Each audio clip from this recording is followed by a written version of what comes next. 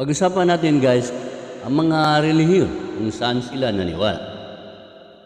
Alam ba ninyo na ang mga relihiyon, doon sila naniwala sa mga bersikulo sa Biblia? Hindi sila naniwala sa 10 Commandments na utos ng Diyos. Kaya, ang mga relihiyon, hindi sumusunod sa utos ng Diyos. Doon sila sumusunod sa mga bersikulo sa Biblia, hindi naman utos ng Diyos. Kaya, tandaan ninyo, utos ng Diyos, 10 Commandments lamang. Hindi utos ng Diyos na paniwalaan ang mga bersikulo sa Biblia. Dahil yung mga bersikulo na yan, gawa-gawa lang ng tao, hindi utos ng Diyos. Tandaan ninyo, ang utos ng Diyos ang dapat sundin sa tao na gustong makapunta sa karyan ng Diyos. Kung maniwala kayo sa relihiyon, sa mga turo nila o sa mga gawa-gawa nila, ibig sabihin, ayaw ninyo ang karyan ng Diyos. Ayaw ninyo paniwalaan ang Diyos. Tandaan ninyo, 10 Commandments, pinaulit-ulit kong sabi sa inyo, ginagawa ng Diyos mismo ang nagsulat sa 10 Commandments. Wala pang relihiyon ng mga simbahan, wala pang Biblia, nandoon na 10 Commandments.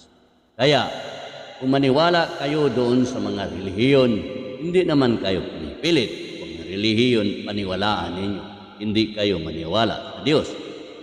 Pero, relihiyon, maghatod sa inyo o maghatid sa inyo sa impyerno dahil hindi nag-utos ng Diyos.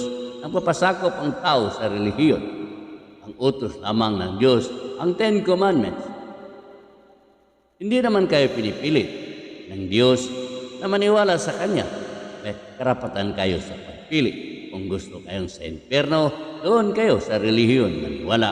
Huwag niyong paniwalaan ang utos ng Diyos. Dahil yun ang maghatod sa tao doon sa karyan ng Diyos, ang utos ng Diyos. Dahil sa Kanyang utos yun. Kung maniwala kayo sa mga relihiyon na naniwala sa bersikulo, tandaan ninyo, hindi yun sa Diyos. Dahil hindi nag-utos ang Diyos na paniwalaan ang bersikulo na nakasulat sa Biblia na gawa-gawa lang sa tao. Ang utos ng Diyos, ang 10 Commandments ang maghatid sa tao sa karyan ng Diyos.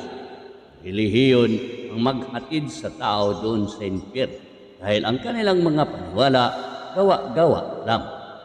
Tandaan, huwag kalimutan ang sinabi. Kung gusto ninyo ang karyaan ng Diyos, sa Diyos kayo maniwala, ay huwag kayong maniwala sa mga relihiyon dahil tuturuan lang kayo ng mali na paniwala. Yun lang ang masabi ko sa inyo, guys.